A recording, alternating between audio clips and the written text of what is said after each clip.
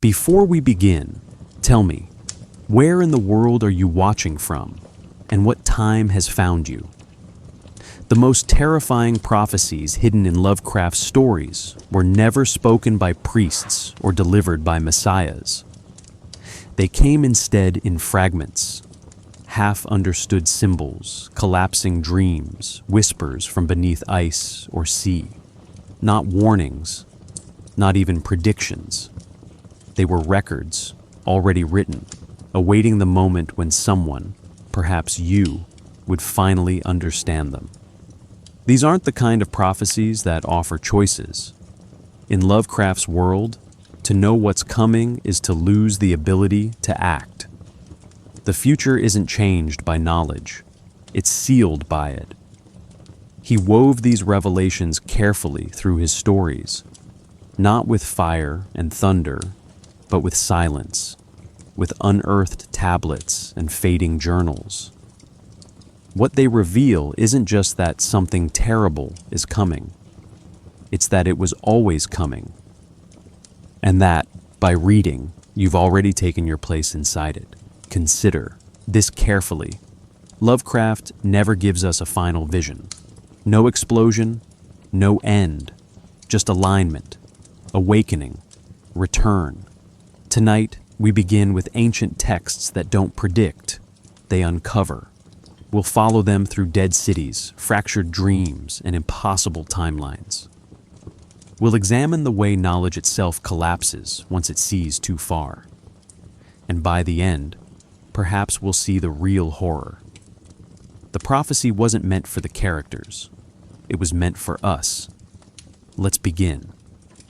Before Lovecraft, prophecy was bound to human frameworks, revelation from God to man, vision to warning, future to fate. But Lovecraft lived at the collapse of that structure. In the early 20th century, as wars redefined human value and science redefined human scale, prophecy could no longer assume human relevance. Lovecraft's stories reflect this turn. They do not show futures shaped by belief or salvation. They show futures that ignore us completely. In his world, prophecy is not about what might happen. It's a glimpse of what always was, waiting to be noticed. By the time Lovecraft began writing, the cultural atmosphere was thick with contradiction. The Victorian promise of progress still lingered, but it was surrounded by the ruins of certainty. Darwin's theory had displaced humanity from the center of creation. Einstein's relativity dissolved time into something unstable. Freud revealed unconscious forces beneath reason. Against this background, Lovecraft's fiction became a site where the future was not predicted, but uncovered, layered beneath ancient stone, encoded in myth, or whispered in dreams. His prophecies arrive not with divine urgency, but with cold indifference. They are unearthed, not delivered. These disquieting visions are rooted not in theology, but in cosmic scale. Traditional prophets mediated between gods and mortals. Lovecraft's seers are often madmen, academics, or dreamers, witnesses to knowledge they can't survive. The classical prophet interpreted divine will. The Lovecraftian witness is crushed beneath it. Consider the difference. The Delphic oracle gave cryptic guidance. The Necronomicon, by contrast, gives no instructions. It does not speak to humanity. It simply contains what is. What appears prophetic is merely knowledge glimpsed too late to matter. This shift in who receives prophecy, and from whom, has philosophical consequences. In Lovecraft's mythos, time is not linear. It folds, decays, loops. The future bleeds into the past through ruins and ancestral dreams. Entities like Yog-Sothoth exist across all time simultaneously. In this model, prophecy isn't about seeing forward. It's about perceiving too much of the structure. The horror arises not from what will happen, but from the realization that everything already has. The mind breaks not because it foresees destruction, but because it glimpses the architecture of inevitability. Even the language Lovecraft uses reflects this destabilization. Terms like "when the stars are right" imply cosmic conditions indifferent to human agency. These phrases are not metaphors. They describe schedules written in forces beyond gravity or biology. He buries meaning in untranslated syllables. Finglui mgulwinaf, Cthulhu Mythos, Wagahnagel Ftagen. The phrase is not decoded. It is repeated, like a prayer without comfort. Prophecy, in this context, is recitation without comprehension. The words persist, not because they enlighten, but because they endure. The textual structure of Lovecraft's work reinforces this. Prophecies rarely appear in complete form. Instead, they fragment across sources. Madmen's journals, cult inscriptions, overheard dreams. This fragmentation mimics real myth-making, where stories accrete meaning across generations. But it also mirrors epistemic collapse. The more one learns, the less coherent the truth becomes. Knowledge becomes recursive, disorienting, unfinishable. No story offers the full picture. Readers, like Lovecraft's narrators, must assemble meaning from clues that refuse to cohere. The result is not understanding, but dread. This fragmented transmission creates authenticity. The Necronomicon feels real not because we see it fully, but because we never do. Its references, always secondary, quoted, paraphrased, resemble how sacred or ancient texts move through history. They're cited, debated, suppressed. The less we know, the more we believe. And so, prophecy in Lovecraft is not proven through fulfillment, but through recurrence. The same phrases echo across stories. The same warnings return. Not confirmation, but pattern. The message is not what the prophecy says. It is that it keeps returning, regardless of who listens. This brings us to a deeper function. These narratives prepare no one. They inform only after the point of usefulness. Prophecy here is not prevention, but evidence of futility. It exists not to avert catastrophe, but to record it. The Necronomicon doesn't stop the stars from aligning. It notes that they will. Lovecraft turns prophecy into documentation, stripped of moral urgency. And in doing so, he transforms the reader, not into a hero, but into a final witness. Reading becomes a slow initiation into the inevitability of collapse. This sets the stage for what follows. If prophecy in Lovecraft is not about prediction, but about perception, then we must ask, what is being perceived? What are these prophecies actually saying about the universe, about knowledge, about us? In the next section, we examine the philosophical core of these visions, their recurring themes, their implications for time and identity, and the terrifying suggestion that the future does not need us in order to arrive. At the root of Lovecraft's redefinition of prophecy lies a deeper lattice of cultural and philosophical inheritance. He did not invent the idea of forbidden knowledge or otherworldly fate. He appropriated, refracted, and ultimately subverted these traditions. The prophetic frameworks that preceded him, religious, mythological, and philosophical, focused on divine intention and moral consequence. Lovecraft strips these away. What remains is something colder: prophecy as a structural defect in reality, a leak from one mode of being into another. Gnostic cosmology provides a particularly useful lens. In Gnosticism, the material world is a trap created by a false god to imprison divine sparks. Knowledge is salvation, but it is also painful, isolating, and often incomprehensible. Lovecraft echoes this structure, though he replaces the divine spark with raw information. His protagonists encounter not moral truths, but ontological violations, evidence that reality itself is illusory or misaligned. Where Gnostics hope to escape a flawed world, Lovecraft's narrators discover they were never part of it to begin with. Their knowledge isolates them not from sin, but from significance. Another deep current comes from philosophical pessimism, particularly the work of Arthur Schopenhauer and, to a lesser extent, Friedrich Nietzsche.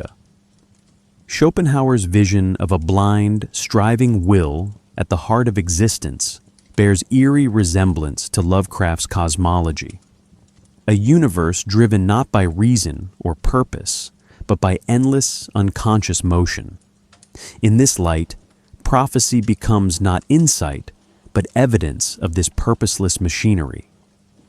The horror is not that something will happen, it's that it must, and that the future unfolds without regard for meaning. Lovecraft's stories often show human efforts to understand this machinery ending in madness or silence. Modern science, too, fed into this philosophical drift. Theories of deep time, introduced in the 19th century, challenged the biblical timeline and pushed humanity to the margins of cosmic history. Geology, astronomy, and evolutionary biology no longer made space for divine direction. By the early 20th century, these ideas had converged with new developments, relativity, quantum mechanics, and non-Euclidean geometry, to fracture traditional notions of time and space. Lovecraft absorbed this fragmentation. His prophecies emerge from ruins older than human history, from alignments that outlast civilizations. They're not messages, they're misalignments, symptoms of a universe far older and far more indifferent than we're built to perceive. Crucially, Lovecraft's treatment of prophecy departs from Christian eschatology. There is no judgment day, no weighing of souls, no redemption. Instead, there are cycles of forgetting and reawakening, thresholds of perception, stars that drift slowly toward alignment. The end is never moral, it is mechanical, and that is precisely what makes it terrifying. Prophecy no longer offers a map through danger. It offers confirmation that the map was never meant for us. This isn't despair in the emotional sense. It's displacement from the narrative altogether. One must also consider the influence of theosophy and occult revival movements, which were widespread during Lovecraft's lifetime. Though he personally rejected them, their symbolic structures and speculative histories clearly echo in his work. Theosophy proposed lost continents, hidden masters, ancient races with esoteric wisdom. Lovecraft borrowed these ideas, but gutted them of their optimism. His ancient races are not wise, but monstrous. Their knowledge does not enlighten, it distorts. This reversal is not accidental. It underscores the broader shift. Knowledge that once promised transcendence now ensures dissolution. Prophecy, in this framework, becomes an accidental echo, not a gift. A final thread winds through myth. Across cultures, myths have often used prophecy to create narrative gravity. Events must unfold because they are foretold. Lovecraft uses this device not to bind characters to heroic arcs, but to unbind them from meaningful causality. His prophecies do not affirm that characters matter. They confirm that they don't. The events they foretell would unfold regardless of who knows or acts. The narrator is merely a vessel. The act of transmission is itself part of the collapse. All of this prepares us to reconsider what prophecy means in Lovecraft's stories. It is not insight granted from above. It is rupture, from below, from beyond, from before. To encounter a Lovecraftian prophecy is not to glimpse the future, but to recognize that one's present is already shaped by inhuman timescales and intentions. In the next section, we'll explore how Lovecraft uses symbolic language, particularly etymology and fragmented syntax, to give these ruptures narrative form, turning unreadable futures into mythic inevitabilities. When Lovecraft chooses a word, he rarely chooses only one meaning. His language, dense, archaic, and often invented, serves as more than atmosphere. It is a system of symbols that conceals as much as it reveals. In the context of prophecy, etymology and linguistic distortion become tools of obfuscation. Words don't explain the future. They fracture the reader's ability to name it. Prophetic terror in Lovecraft is linguistic. It arises when familiar structures of meaning fail to hold under pressure from the outside. Consider his repeated use of ancient or pseudo-archaic terms: eldritch, blasphemous, antediluvian. These words reach back beyond modern English, invoking time periods before human history was recorded. This vocabulary does more than build mood. It situates the narrative in a linguistic past that predates rational explanation. The very act of naming becomes suspect. When the narrator describes a structure as non-Euclidean, for example, it is not geometry he's explaining. It's failure. The term marks the limit of human cognition, not its mastery. This method intensifies with Lovecraft's invention of languages, especially in the so-called R'lyehien phrases. Fnglui Megalwinaf Cthulhu, R'lye Wagahnagel Fadagen. These utterances defy translation. Scholars within the stories often attempt phonetic transcriptions, but the meaning remains lost or violently incomplete. The reader, like the character, is left with syllables that suggest, but never clarify. This is deliberate. A prophecy that cannot be understood cannot be prepared for. These fragments operate like echoes from a deeper layer of reality, one that can be heard but not decoded. In this context, language itself becomes a kind of trap. The more a character studies the symbols, whether in inscriptions, manuscripts, or dreams, the more they lose their grip on coherence. This breakdown is not accidental. It mirrors the collapse of meaning under cosmic pressure. If reality is shaped by perception, then prophetic language in Lovecraft functions as a virus. It alters perception without offering comprehension. Madness follows not from what is seen, but from what is partially read.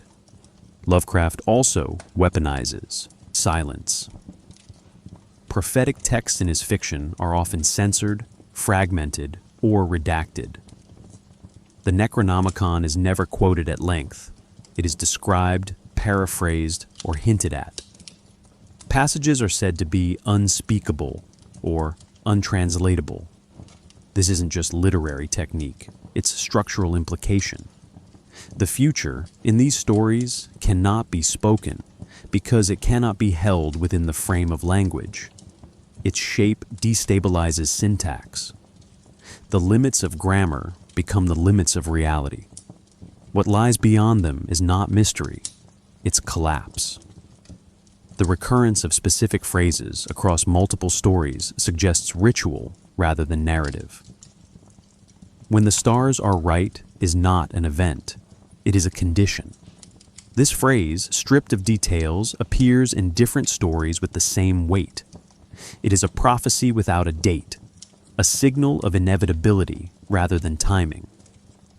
Repetition here does not build familiarity, it builds gravity. Each use accrues weight, implying that these words are not being written, they are being repeated, channeled, received. The reader becomes the next carrier in a chain of semantic infection. This raises a disturbing possibility. Perhaps these words are not fictional at all, within the world of the text. Perhaps they are relics. If the languages are older than history, then the stories become sites of translation, not from one culture to another, but from one ontology to another. The texts become thresholds. Prophecy, then, is not an event on the horizon. It is already present in the words we repeat without understanding. This sets the stage for the final piece of Lovecraft's linguistic machinery, recursion. Prophetic messages do not simply appear once, they echo. A dream vision in one story reappears as a cult chant in another. A half-heard phrase in a diary surfaces decades later in an archaeological report. This structure mimics the way oral traditions preserve meaning across time. But Lovecraft twists it. Each recurrence makes the prophecy feel less fictional. The repetition builds not certainty, but presence.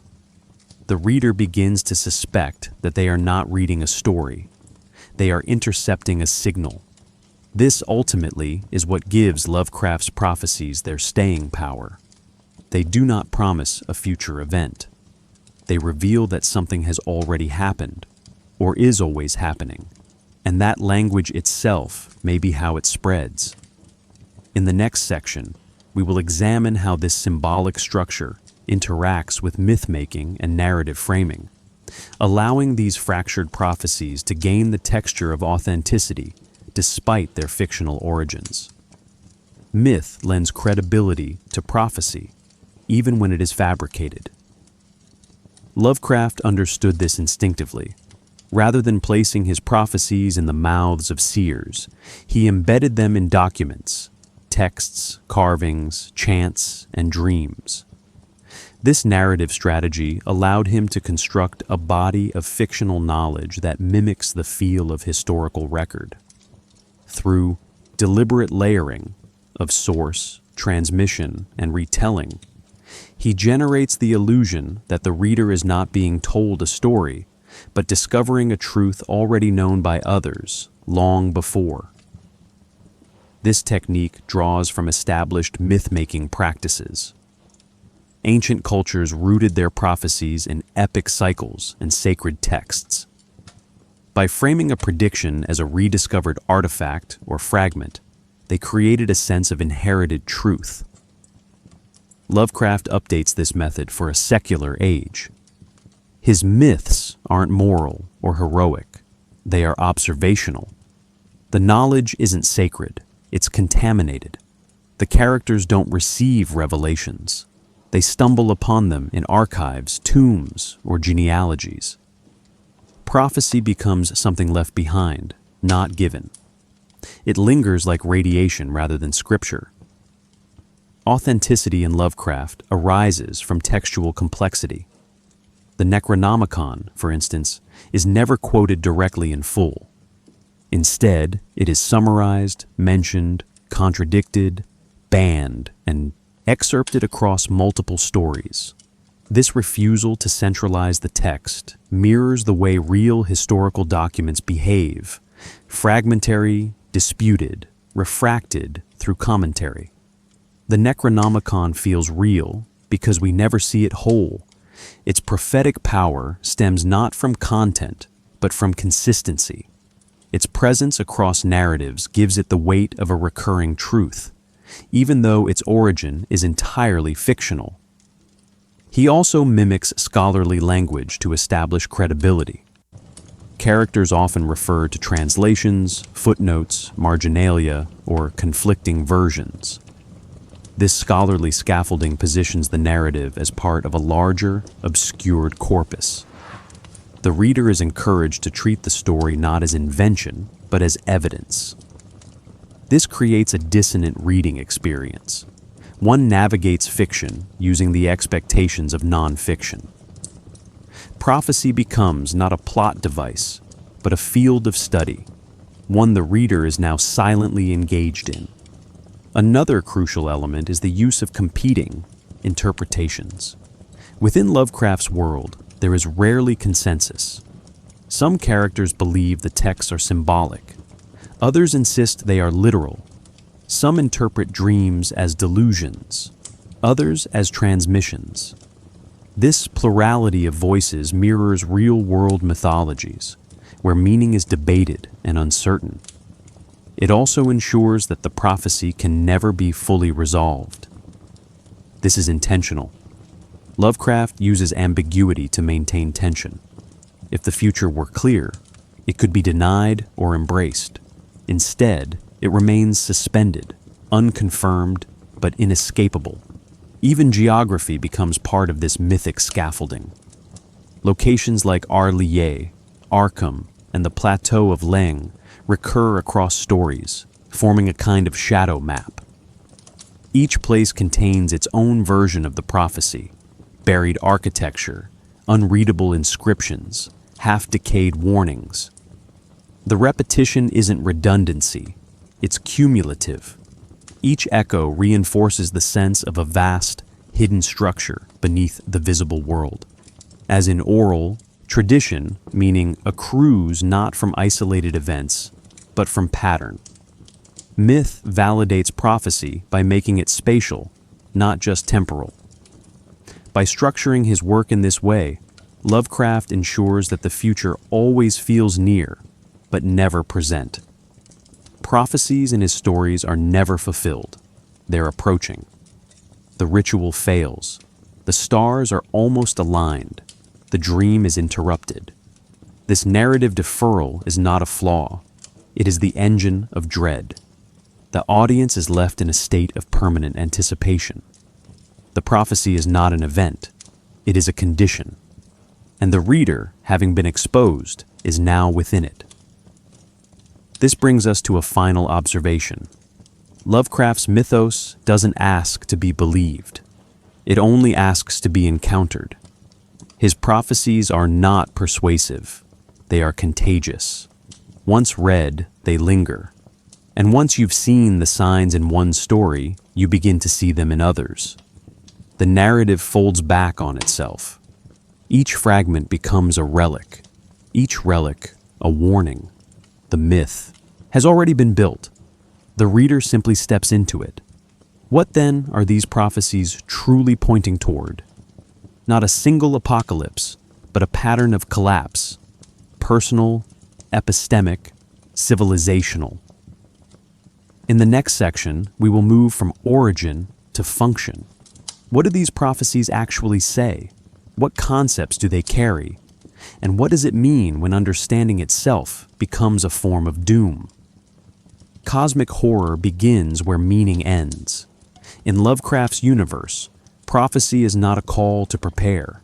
It is an unavoidable collision with concepts that human language and logic were never designed to hold. The core themes carried by these prophecies, insignificance, entropy, and dream reality collapse, do not describe events. They describe conditions already underway, and once glimpsed, they cannot be unlearned. What Lovecraft's protagonists experience is not revelation, but disintegration of worldview, of personal identity, and ultimately of reality itself.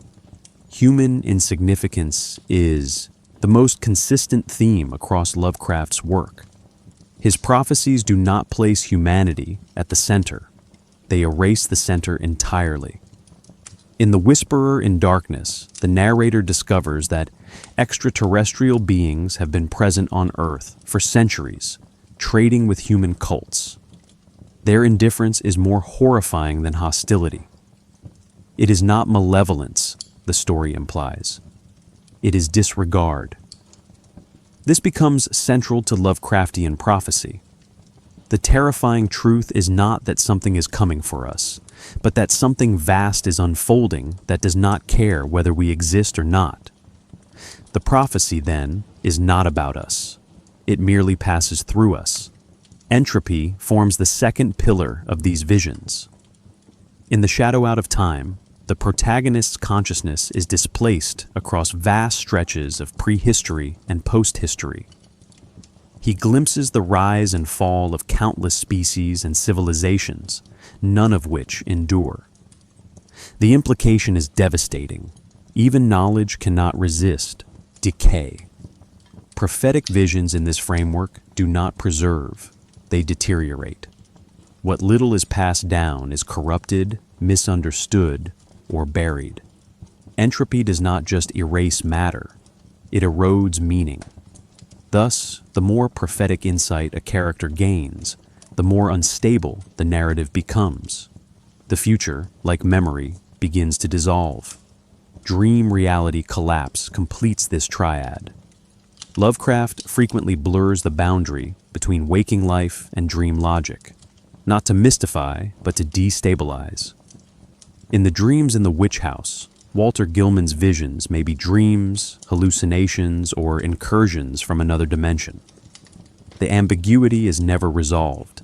Instead, the dream becomes the conduit for prophetic intrusion. Time, causality, and identity unravel in dream logic. When characters awaken, they do not return to certainty. They bring contamination with them. As Lovecraft writes, "There are black zones of shadow close to our daily paths, and now and then some evil soul breaks a passage through." Prophecy, then, is a leak, not a message. The dream does not foretell, it corrupts.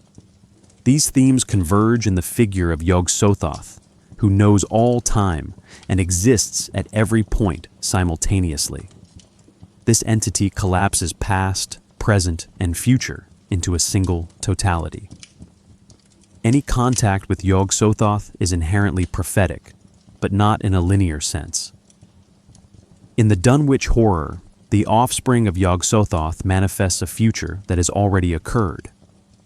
Prophecy in this context is not an announcement of what is to come.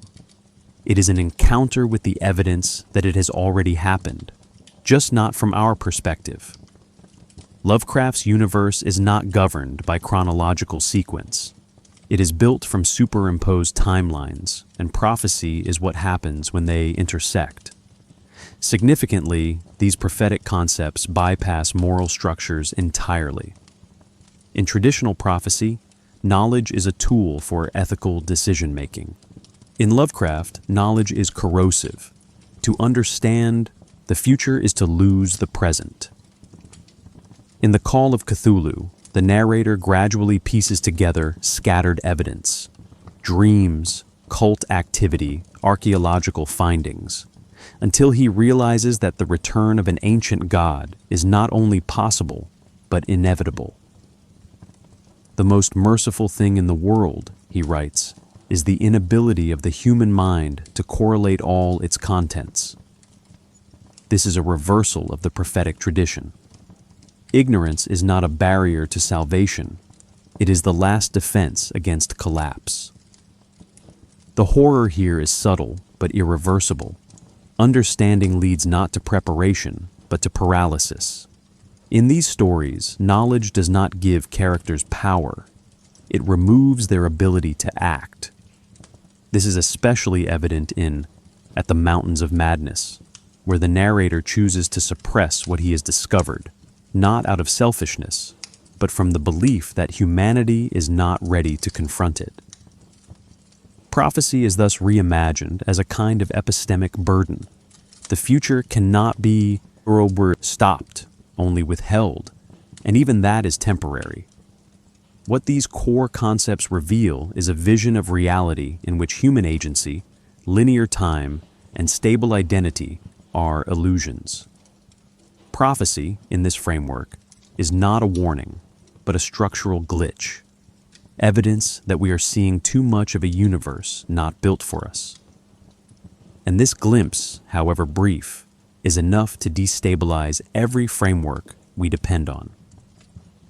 In the next section, we'll explore the beings and forces behind these visions, those entities that exist outside time and space, whose mere presence makes prophecy possible, and whose awakening marks not an event, but a return to the way things always were. The entities involved in Lovecraft's prophecies are not villains in any conventional sense. They are better understood as forces whose existence destabilizes the very idea of future and past. The so-called Great Old Ones and Outer Gods do not cause prophecy. They make it unavoidable.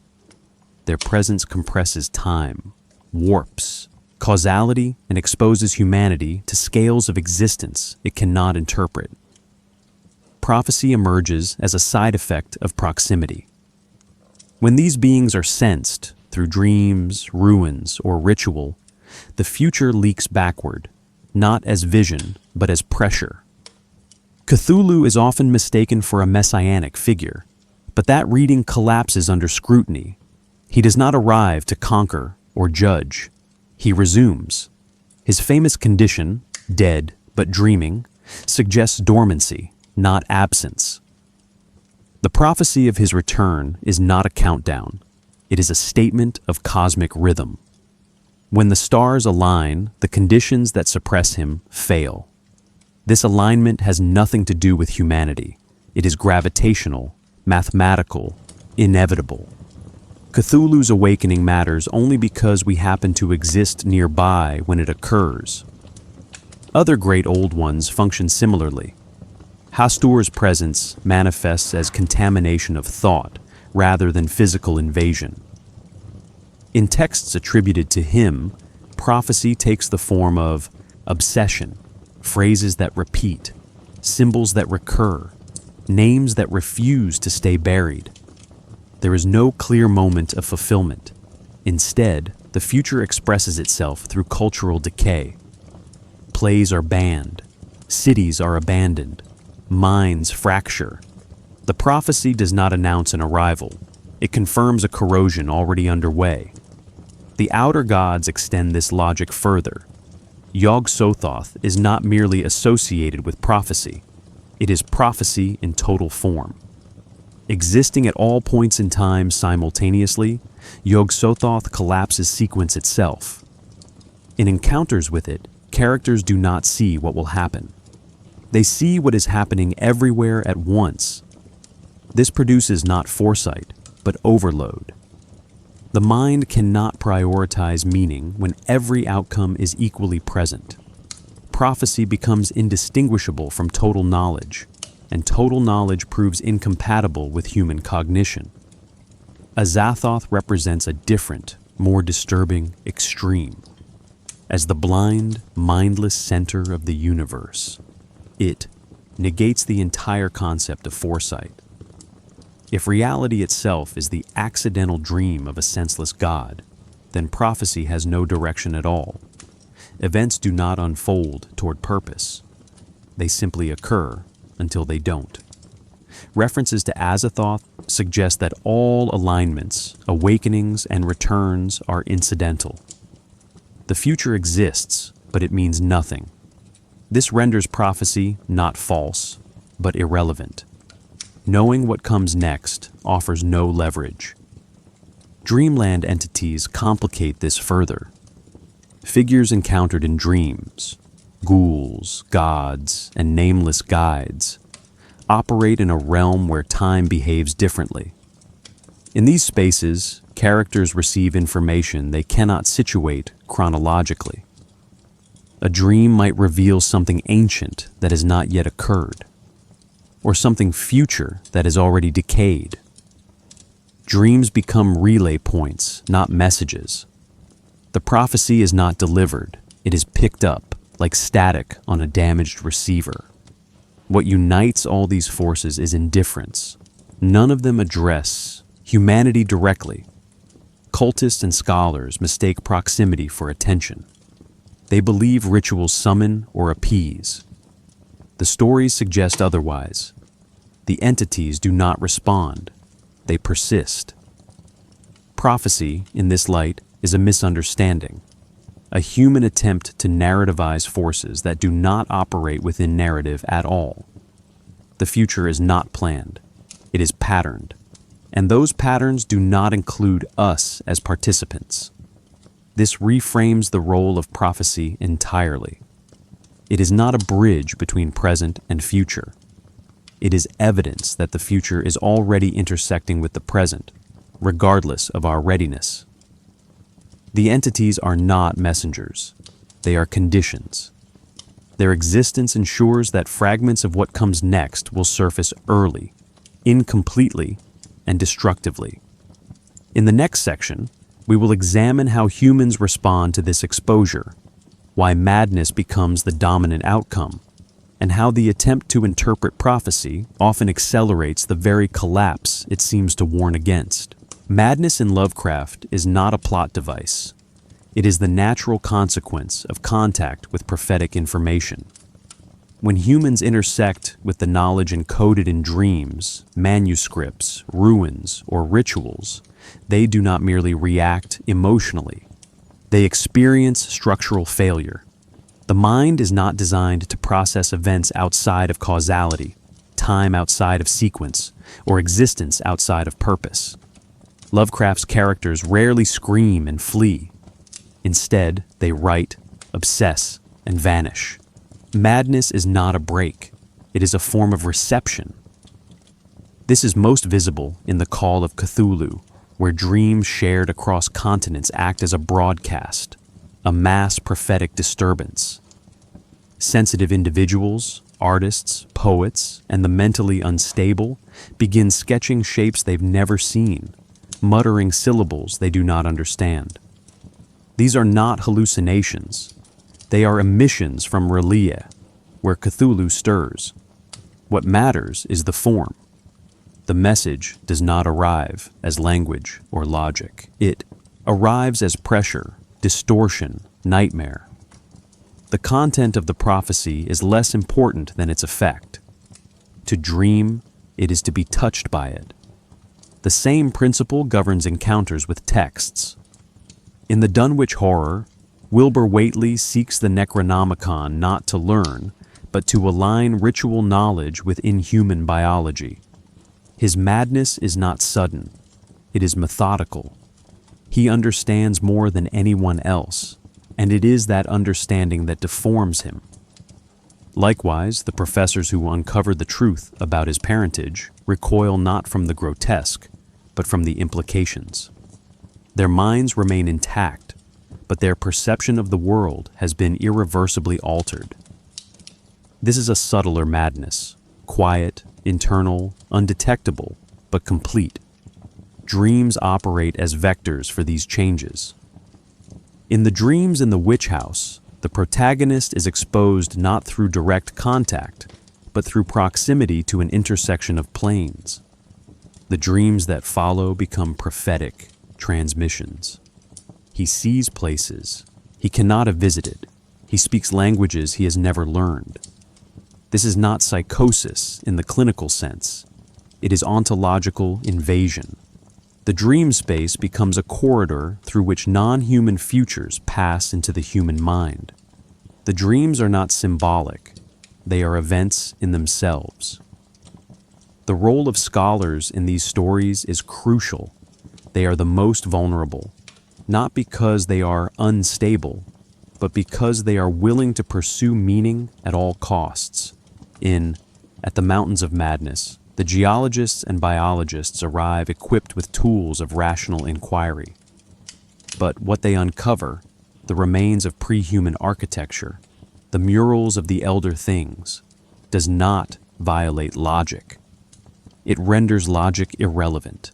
Their minds break not from shock, but from forced reinterpretation. They must discard the entire framework of human history to make room for what they now know. This produces a unique form of horror. In Lovecraft, madness is not chaos. It is clarity. The madman is not wrong. He is correct in ways that can no longer be expressed safely. The cultists who worship the great old ones are not deluded. They are early adopters. Their rituals and chants may seem deranged, but they are patterned. And in many cases, they work. Madness becomes the medium through which prophetic knowledge survives. It is not failure. It is adaptation. This dynamic creates a chilling implication. The more accurate the understanding, the less survivable it becomes. To interact with prophecy is to enter a feedback loop. The human mind seeks patterns. The prophecy is pattern, but drawn from an order that dwarfs human scale. The mind adapts as best it can, and that adaptation is what we call madness. In traditional stories, madness is a symptom of possession or guilt. In Lovecraft, it is an epistemic consequence, inevitable, irreversible, and contagious. In the next section, we explore what lies at the core of these mind-altering insights: the forbidden knowledge itself. What does it contain? Why does it so consistently destroy its discoverers? And what does it mean for a prophecy to erase the possibility of comprehension at the very moment it becomes true? Prophetic knowledge in Lovecraft's world is not hidden because it is forbidden. It is forbidden because it cannot be survived. This is a critical inversion of traditional wisdom narratives. In myth and religion, sacred knowledge is protected to preserve its power. In Lovecraft's fiction, the barrier is not moral, it is structural. The human mind is simply not built to receive what the cosmos has already written. And so the most terrifying prophecies are not guarded by secret orders or sealed doors. They are scattered across crumbling pages, misremembered chants, and half-formed dreams, available but lethal. The Necronomicon is the clearest example. Its reputation precedes its content. Characters speak of it with fear, but rarely describe what it says. This absence is intentional. Its knowledge does not function as information. It functions as infection. Exposure does not clarify. It transforms. Abdul al-Hazred, the book's supposed author, is said to have died screaming in a crowded marketplace, devoured by invisible forces. His fate is not punishment. It is consequence. To compile the truth is to dissolve under its weight. Other sources follow this logic. The murals in At the Mountains of Madness tell a coherent story, if one has the patience to interpret them. But that interpretation costs the narrator his sense of place in history. The knowledge that humanity is a genetic afterthought of alien bioengineering cannot be unlearned. There is no ritual to undo it. The only remedy is retreat, back into silence, back into denial. Lovecraft's prophetic objects do not offer empowerment. They offer only deeper layers of undoing. This brings us to the concept of epistemic collapse, a condition in which the structures of knowledge themselves fall apart. Lovecraft's characters often begin with intellectual curiosity. They are scholars, linguists, scientists. They approach the unknown with the assumption that it can be understood. But as they decode each symbol, translate each phrase, and piece together the fragments, they begin to see that the picture is not meant for them. Their categories fail. The taxonomy of reality splits open. What seemed like revelation becomes disintegration. Consider the shadow out of time. Professor Peaslee, having suffered a fugue state, recovers memories of inhabiting an alien consciousness millions of years in the past. His mind becomes a bridge between two eras. What he discovers is not madness, but too much truth. He finds ancient ruins that confirm his visions. This is prophecy inverted, not a glimpse of the future, but a memory of it. His understanding expands, but so does his alienation. He is no longer fully human. His knowledge is accurate, and that is the problem. Lovecraft frequently uses scholarly language to mask this collapse. His narrators employ terms like anomalous, non-Euclidean, or extratemporal to describe experiences that no terminology can contain. The moment the mind encounters something beyond comprehension, it reaches for the tools of reason, only to find that those tools no longer apply. Prophecy thus becomes a linguistic boundary condition. The words still flow, but their reference fall apart. Understanding increases, meaning vanishes. Crucially, this process does not end with the narrator. The reader, too, is implicated. As the stories unfold, The reader is given access to the same documents, dreams, and symbols. Lovecraft often frames the story as a recovered account, a final statement, or an unpublished manuscript. The reader, then, becomes the next receiver of the forbidden knowledge. And the implication is clear. If the narrator was destroyed by what he learned, what does it mean that you now know it too? This is the final, silent function of Lovecraftian prophecy. It does not unfold within the story. It unfolds after it, in the mind of the reader. Once the idea has entered, it lingers. It cannot be unthought. It whispers not of monsters, but of context, that we are latecomers in a universe that will forget us, that knowledge will not save us, and that the future does not arrive. It waits. In the next section, we will explore how these ideas were first seeded in Lovecraft's early work, and how they evolved across interconnected stories. Where did these prophetic mechanisms first appear? How did they change over time? And what happens when a literary world begins to echo itself, building a structure so vast that even its readers cannot see the edges? The earliest prophetic structures in Lovecraft's work appear in fragmented form, often without the full machinery of the mythos, but already carrying its thematic DNA. Dagon, 1917, is a key example. The story is brief and lacking in formal mythology, but it introduces a core element, a Dixby, protagonist exposed to ancient knowledge through an encounter with a monolith, covered in characters of some unknown alphabet.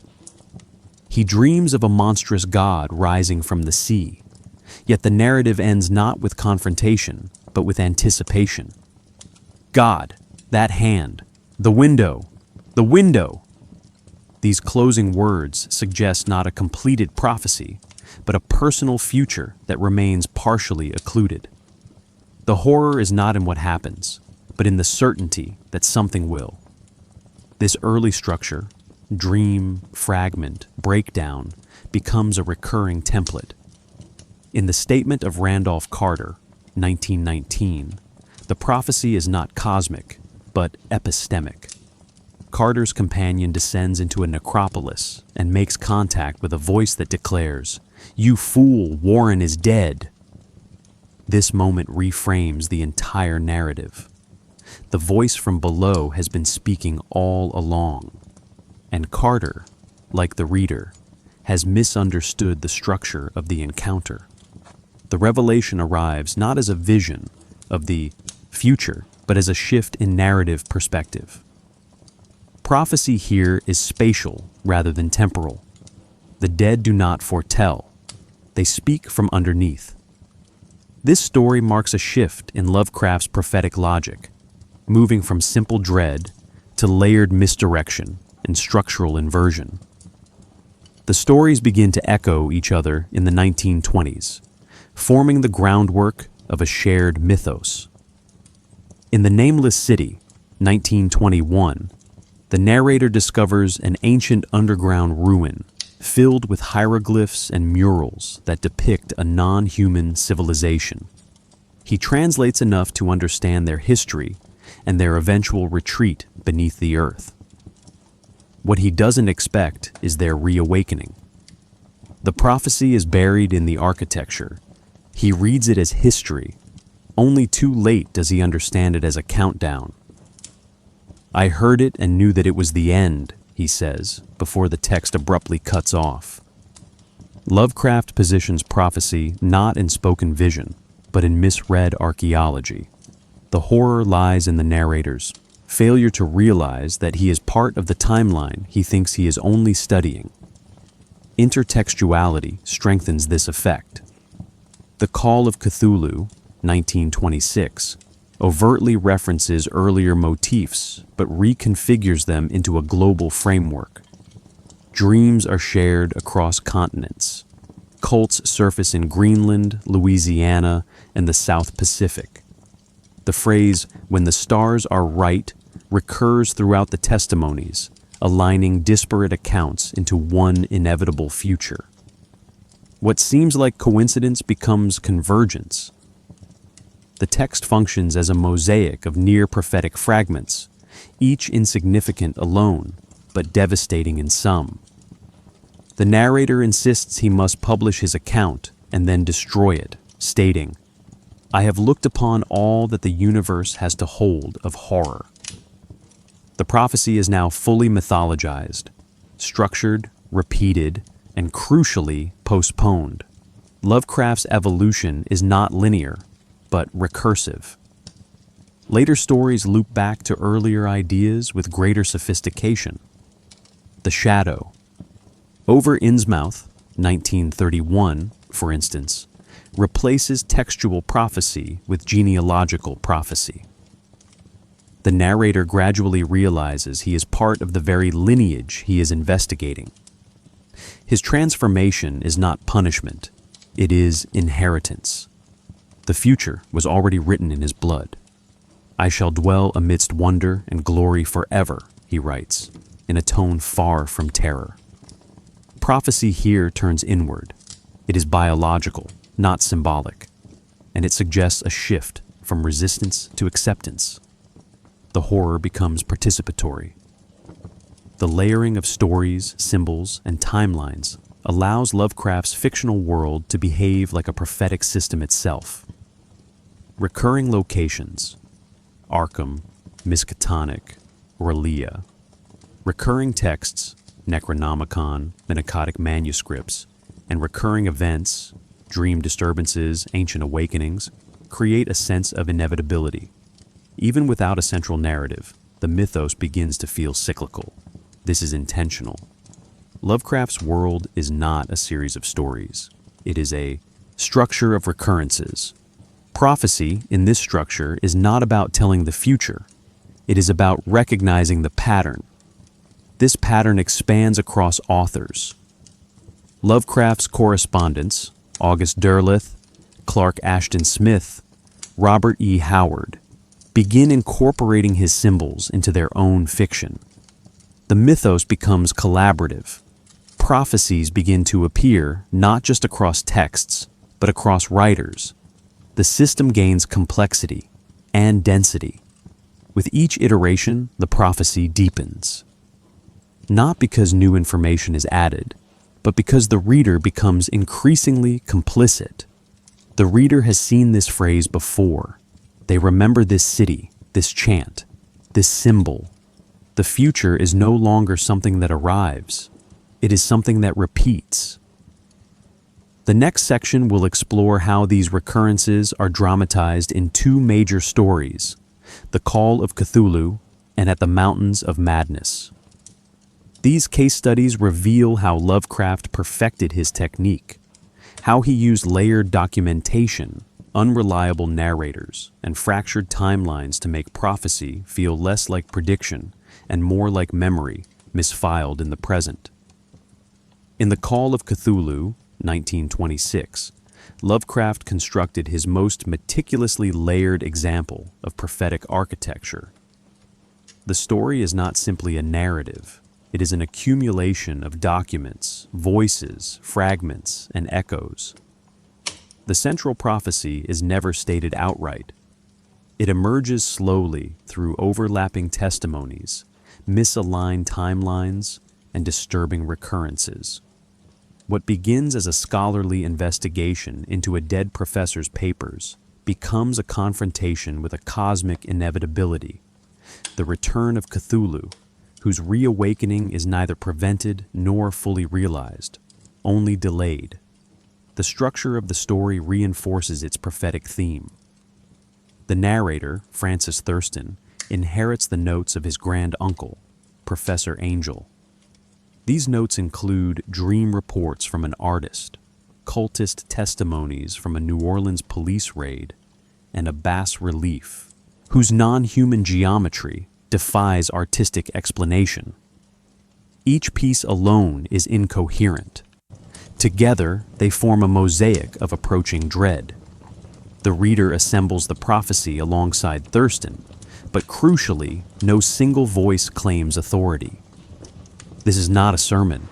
It is a chorus of broken transmissions, pointing toward an alignment that has already begun.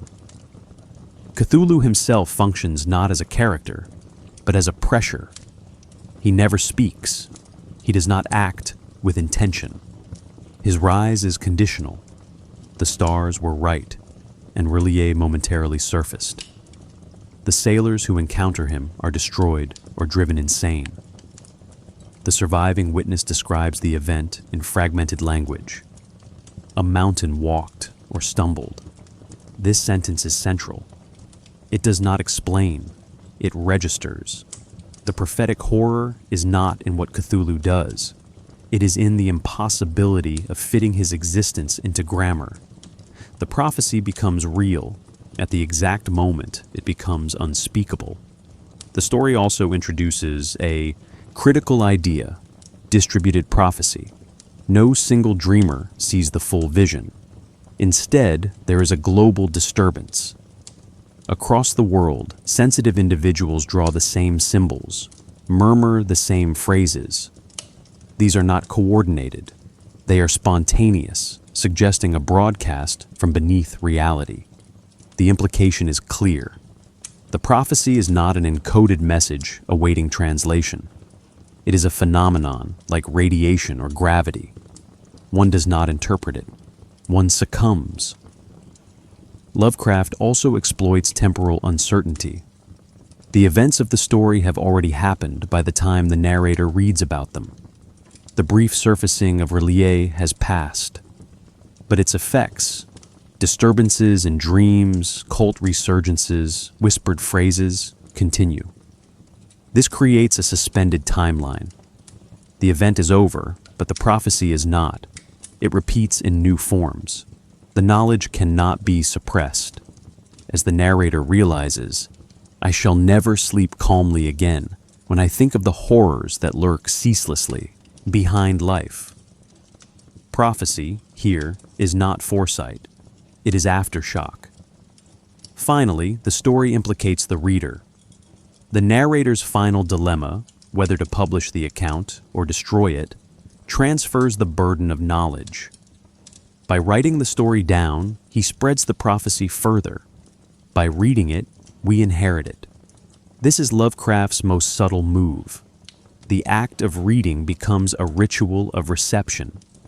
The prophecy does not need to be believed to work. It only needs to be seen. In this way, the Call of Cthulhu defines the full mechanism of Lovecraftian prophecy. Fragmented narrative, global contagion, impossible geometry, and recursive dread. The story offers no climax, no resolution, and no escape. It simply closes a circuit, one the reader cannot now avoid. In the next case study, at the Mountains of Madness, we will see how Lovecraft shifted the prophetic model from dream to archaeology, transforming the future into something buried, waiting not to arrive, but to be uncovered. Ntius, at the Mountains of Madness, 1936, Lovecraft shifts from dream-induced prophecy to archaeological revelation. The narrative functions not as an adventure, but as an autopsy of both an ancient civilization and the illusions of scientific certainty. The story's central horror emerges not from what the characters imagine, but from what they confirm. The ruins in Antarctica do not whisper what might be. They show what was, and by extension, what will be again. Prophecy is embedded in the past, fossilized in murals, and reanimated through knowledge. The structure is explicitly documentary.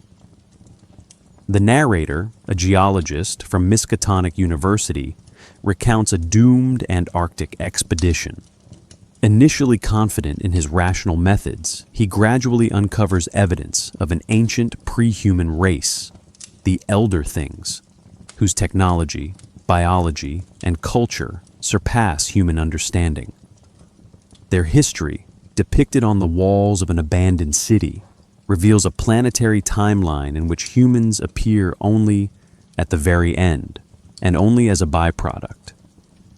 Radiates without sex, evolved from vegetable forms, had discovered the secrets of atomic energy, the murals explain, as if mocking human achievement by sheer scale. What's striking is that the prophecy is not hidden.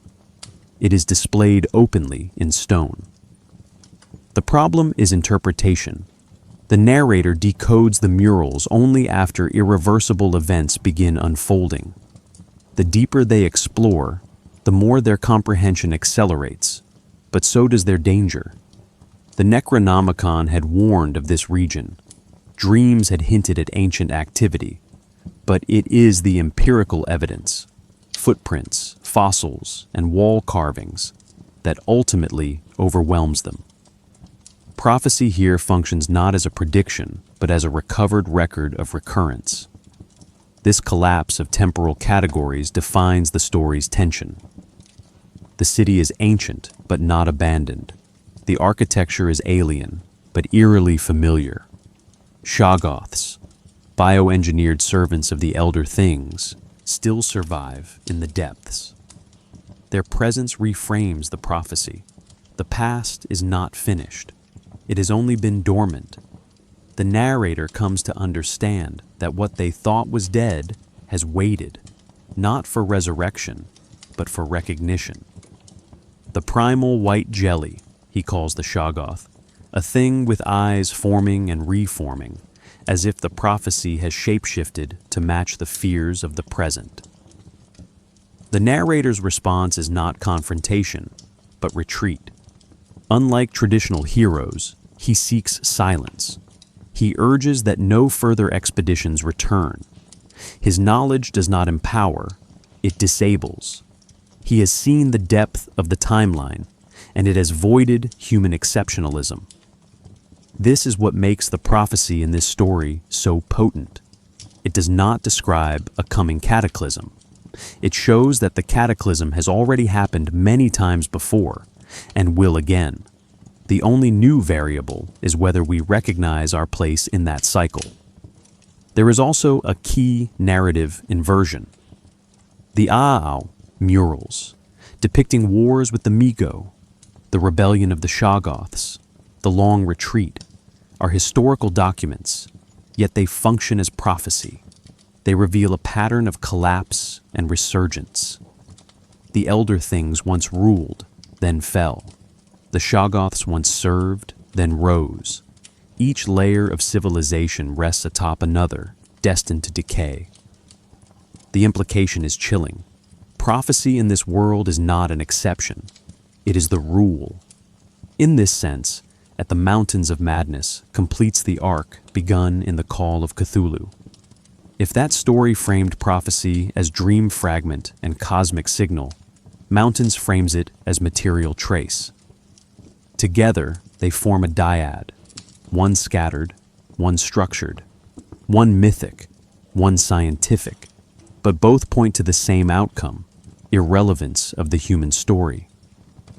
The next section will examine how this machinery of prophecy was expanded, distorted, and appropriated by Lovecraft's literary inheritors, who tried, sometimes desperately, to make sense of what was never meant to be fully known. After Lovecraft's death in 1937, the mythos he began took on a second life, not through singular vision, but through fragmented continuation. His correspondence and literary heirs expanded the lore, but in doing so, altered the prophetic structure at its core. These later works often attempted to systematize what Lovecraft had deliberately left ambiguous. Where Lovecraft offered suggestions, his successors, most notably August Derleth, offered conclusions. The result was not a betrayal, but a transformation. Prophecy changed from an ambient disturbance into something closer to cosmic theology. August Derleth, Lovecraft's self-appointed literary executor, reshaped the mythos by introducing a moral binary. In his cosmology, the great old ones were evil, and the elder gods were good. Prophecy now pointed toward a cosmic battle, not inevitable collapse. This shift recontextualized ancient warnings as part of a larger plan, aligning Lovecraft's amoral universe with Christian eschatology. The result was cleaner but less terrifying. Prophecy became a function of fate, not existential contamination. As Derleth wrote in The Lurker at the Threshold, the stars will become right again, and the elder gods shall rise to drive out the evil. The ambiguity of inevitability gave way to narrative closure. This change echoed throughout subsequent pastiche and fan fiction, where Lovecraft's prophets were madmen and scholars, isolated, discredited, destroyed. Later writers introduced heroes, secret orders, and victories. The prophecy became navigable. Trail of Cthulhu, 2008, a tabletop RPG, formalized this approach. Players decipher clues, prevent awakenings, and delay apocalypse. While atmospheric and respectful, the game reorients prophecy toward resolution. The structure of gameplay demands it, but in doing so, it subtly defangs the deeper horror Lovecraft implied, that nothing we do matters and nothing will be stopped. Yet not all successors followed this path. Thomas Ligotti, for example, restored Lovecraft's ambiguity by focusing on the psychological dimensions of prophecy. In his story, The Shadow at the Bottom of the World, nature itself becomes a medium for inhuman knowledge. There is no decipherable message, only mood, decay, and suggestion. Ligotti's work reframes prophecy as mood infection, not a vision of events to come, but an atmosphere that anticipates meaning without delivering it. This approach preserves the original tension, knowledge without certainty, awareness without direction. Some authors expanded Lovecraft's vision laterally rather than linearly. Ramsey Campbell set many of his mythos stories in England, showing that prophecy and cosmic dread are not geographically bound. The Inhabitant of the Lake, 1964, replicates the classic formula: an ancient book, a curious protagonist, an irreversible realization. But it also introduces a local mythos, a reflection of how Lovecraft's prophecies adapt to new cultural contexts while preserving their recursive structure. Campbell's characters rarely defeat what they uncover. More often, they inherit it. Digital media has continued this tradition of expansion. Internet horror, particularly formats like creepypasta and analog horror series, frequently borrow Lovecraftian prophecy structures. Stories unfold through disconnected fragments, forum posts, found footage, corrupted files. The prophecy emerges not through exposition, but through pattern recognition. The viral series Local 58, for instance, includes a broadcast that tells viewers, "You are watching what we want you to watch." The message is not instructive. It is possessive. Like Lovecraft's fragments, it does not explain. It disturbs by existing. What all of these expansions reveal is that Lovecraft's original model of prophecy was modular. It could be reshaped, repurposed, translated, but it resists closure. When later writers systematize it, they often lose its corrosive essence. But when they maintain its structure, fragments, misreadings, irreversible shifts, the prophecy remains intact. It is not about predicting events. It is about what happens when knowledge arrives at the wrong scale, in the wrong language, at the wrong time. As the mythos grows, the reader becomes increasingly important. No longer just a spectator, the reader becomes a participant, threading meanings across stories, spotting symbols, recognizing phrases. The prophecy is not contained in any one story. It emerges from repetition. And in this sense, Lovecraft's successors may have unintentionally preserved his most unsettling insight. The horror is not that the prophecy exists. It's that it requires us to finish it. In the next part of our exploration, we turn away from fiction and toward culture. What happens when these fictional prophecies are mistaken for real ones? When readers look for signs in the world rather than the page? We begin with modern myths, hoaxes, and sightings, cases where imagination and belief collapse into each other, and where fiction begins to feel like revelation. Myths rarely die, they adapt.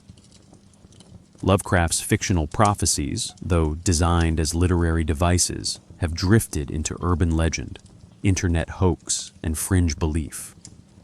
The Necronomicon, once a purely invented grimoire, now appears in occult bookstores, conspiracy forums, and even police reports.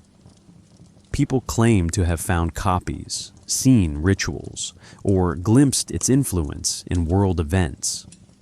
These are not fan misunderstandings. They are evidence of prophecy's infectious logic. Once a text presents itself as forbidden, some will insist it's real, because that's how forbidden knowledge behaves. In the 1970s and 1980s, several supposed translations of the Necronomicon were published under false academic pretenses. The Simon Necronomicon, in particular, blended Sumerian mythology with Lovecraftian references and passed itself off as a recovered occult work. It was entirely fabricated, yet it circulated among occult communities, often uncritically. The myth had eclipsed the author. Lovecraft's invention had entered cultural space once reserved for scripture.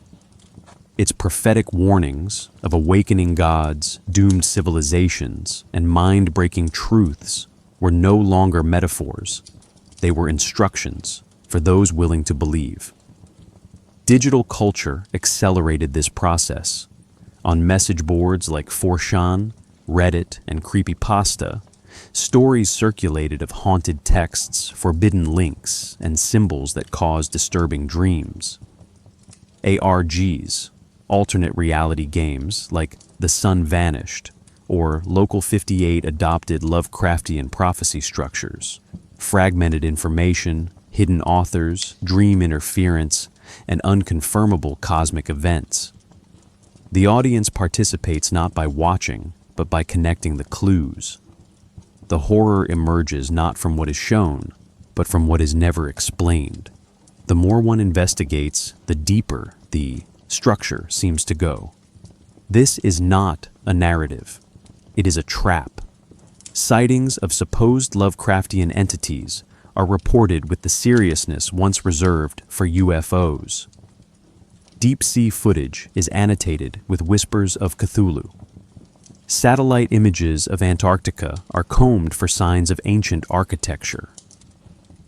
These interpretations are not random. They follow the paths laid by the stories themselves. At the Mountains of Madness planted the seed of a secret continent. Later speculation turned it into a location. The story becomes a guidebook for apocalypse tourism. As with prophecy and myth, the very act of reading generates expectation, and some will always look for ways to fulfill it. Why does this persist? Because Lovecraft's prophetic structures mirror older human instincts. Across cultures, we find warnings encoded in ritual, scripture, or song. But Lovecraft removes the moral core. His prophecies offer no redemption, only recurrence. That structure, the endless cycle, the hidden pattern, the knowledge that cannot be unlearned, feels strangely plausible in a time of ecological crisis, AI uncertainty, and post-truth politics. His vision offers no comfort, but it explains something we already suspect, that what's coming isn't new. It's been coming all along, and this is where the ambiguity remains. Are these stories simply stories, or have they, by virtue of belief and repetition, become self-sustaining systems? Does it matter if the Necronomicon was invented, if people use it as if it were real? In prophecy, function often overrides origin. What matters is not whether it began as fiction. What matters is that it continues, as dream, as symbol, as whisper. In the next section, we will examine how these whispers echo through other media, film, games, and music, and how the structures of Lovecraftian prophecy continue to evolve, reshaping how we think about the future. Lovecraft's prophetic structure has proven unusually adaptable to modern media. In film, games, and music, his visions mutate, but the essential structure remains: incomplete knowledge, narrative deferral, and destabilized reality. Prophecy in this context does not speak from the heavens. It seeps up from beneath, revealed through broken signals, corrupted symbols, and irreversible realizations. These adaptations persist not because they provide answers, but because they sustain the question: what if the truth is too large, too old, or too indifferent to care who receives it? In cinema, Lovecraftian prophecy often takes the form of knowledge that cannot be acted upon. The Thing, 1982, though not a direct adaptation, channels At the Mountains of Madness in its Antarctic setting and its theme of biological inheritance. The alien threat is discovered too late, and understanding its nature brings no advantage. Its prophecy is one of absorption. Those who know become part of it. In the Mist, 2007, another film steeped in cosmic indifference, a military experiment breaches an interdimensional barrier. The creatures that emerge are never explained. The prophetic moment, when the characters realize they've opened something ancient, arrives as silence, not exposition. Video games have proven especially fertile ground for Lovecraftian prophecy. Titles like Bloodborne and Call of Cthulhu use fragmented storytelling, visual corruption, and non-linear memory to simulate epistemic collapse. In Bloodborne, 2015, the player begins hunting beasts, but as they gain insight, a literal game mechanic, the world distorts. Celestial bodies become visible. The truth reveals itself gradually. The city was experimenting with contact from higher planes, and the horror now surrounding it is a consequence of that knowledge. There is no salvation. The more the player understands, the less human they remain. This is prophecy reimagined as progression, not a path to victory, but a transformation beyond comprehension. Music offers subtler, but equally persistent, expressions of Lovecraftian prophecy. In the ambient and dark wave genres, artists like Nox Arcana and Cryochamber construct soundscapes that evoke dream fragments and ruinous awakenings. These compositions often lack lyrics. They rely instead on texture, dissonance, and repetition to suggest something vast and uncontainable.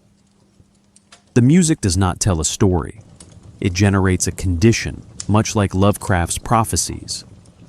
Listening becomes a ritual of immersion, a way of opening oneself to something that cannot be fully described.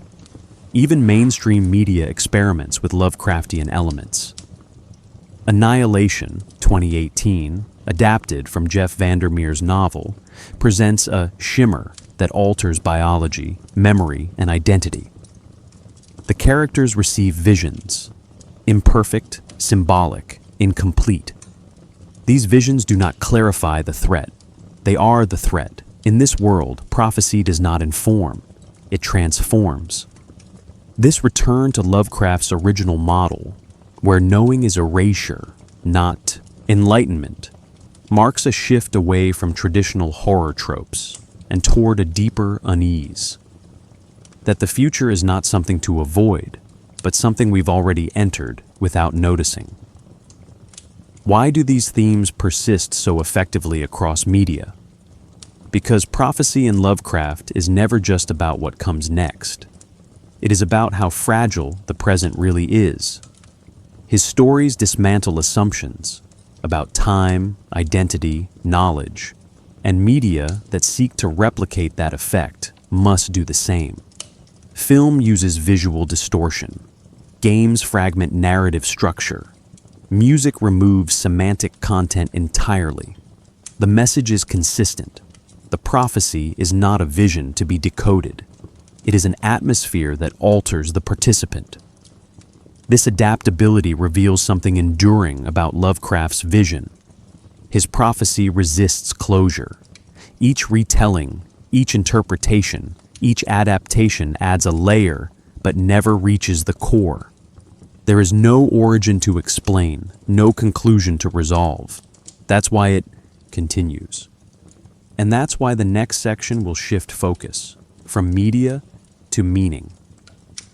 Beyond subculture, beyond story, what are we really grappling with when we return to these impossible futures again and again? What need does this prophecy fulfill? If not hope, then perhaps recognition.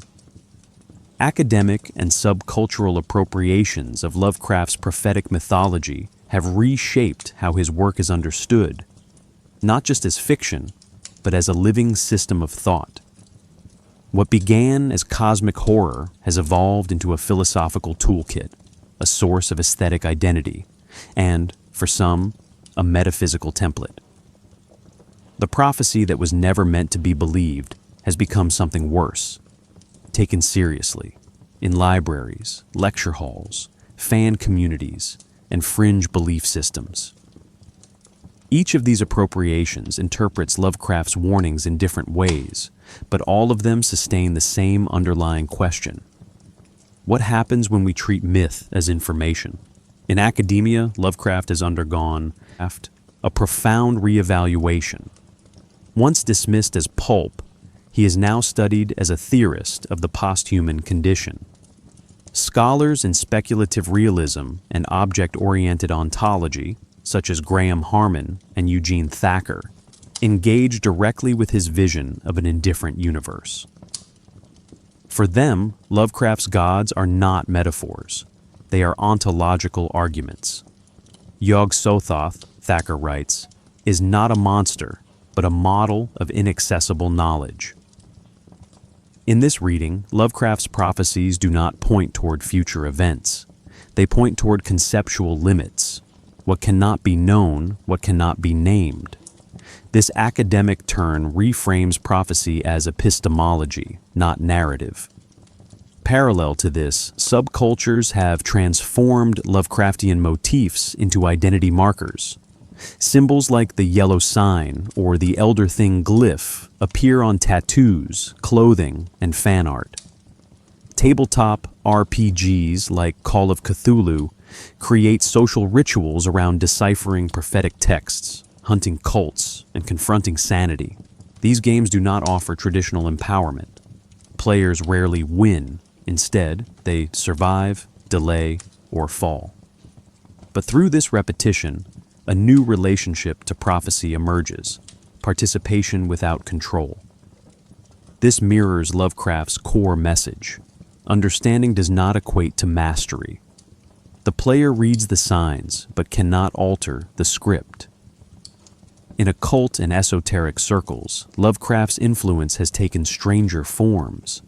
Chaos magicians and left-hand path practitioners have occasionally incorporated the mythos into ritual practice, not out of literal belief, but to explore the boundaries between fiction and magical function. In this context, prophecy is used symbolically as a way to engage with altered states, reframe perception, or invert traditional cosmology. The Necronomicon becomes a mirror, not a book of spells, but a structure that reflects the user's willingness to enter narrative uncertainty. These practices do not attempt to prove Lovecraft's world is real. They ask what happens if one behaves as if it were. Internet subcultures often blur these lines further. Mimetic propagation of Lovecraftian phrases, "the stars are right," "eldritch truth," "sanity check failed," has created a kind of folk prophecy. These phrases are used ironically, but repetition lends them gravity. As with ancient myths, detachment fades with use. The more these motifs circulate, the more they behave like cultural prophecy, not predicting events, but framing experience. A viral tweet about existential dread becomes a Cthulhu meme. The language of collapse is absorbed into digital vernacular. The prophecy adapts because it is no longer about Cthulhu. It is about recognizing the pattern. Why do these appropriations persist? Because Lovecraft's prophecy offers something rare, dread without resolution. It mirrors the psychological experience of living under slow crisis, climate change, algorithmic control, epistemic decay. His stories offer no catharsis, only recognition, and that is precisely what makes them useful. Academics study them to probe the limits of thought. Gamers reenact them to simulate helplessness. Subcultures embrace them to aestheticize decay. None of these uses dilute the original horror. They sustain it, yet the implications remain unsettled. Does repeating the prophecy neutralize it or spread it? Does transforming Cthulhu into a pop icon protect us from his meaning, or ensure we carry it deeper into culture? These questions cannot be answered conclusively. They are part of the design. Lovecraft's prophecy was never meant to be fulfilled. It was meant to linger. And in the final section, we will confront that lingering head-on. Not as story, not as media, but as psychological imprint. What it means to carry the shape of the prophecy in your thinking, long after the story has ended. The most disturbing aspect of Lovecraftian prophecy is not what it predicts, but what it leaves behind. Even when the story ends, something lingers, a subtle rearrangement of thought, a lasting sense that our position in the universe has been miscalculated. The reader walks away changed, not by plot, but by implication. Lovecraft's warnings do not function as closure. They function as residue. What remains is a philosophical afterimage, the creeping suspicion that knowing more has made everything less stable. Psychologically, this effect mirrors what researchers call existential anxiety, a cognitive dissonance born from confronting the limits of meaning, purpose, and personal continuity.